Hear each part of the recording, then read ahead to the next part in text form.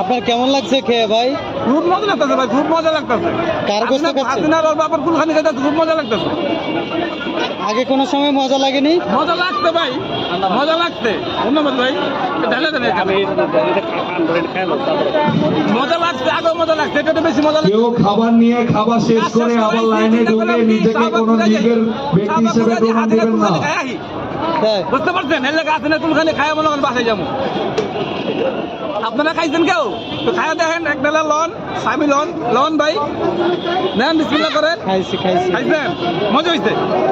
এই সবাই আইছে বাংলাদেশে যাতে আর কোনো ফ্যাসিস্ট না তৈরি হতে পারে, এগুলো শান্তি, এগুলো শিক্ষা নিতে হবে। আমরা সবাই বাংলাদেশি, আমরা চাই না বাংলাদেশে কোনো ফ্যাসিস্টের হাতে আর পুরো।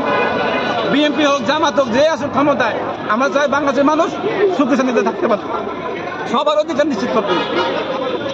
আপনার ধনীরা বাচ্চা যাবো, গরিবরা বলে দেব না, সবার অধিকার সত্য সমান। ধন্যবাদ ভাই, ধন্যবাদ।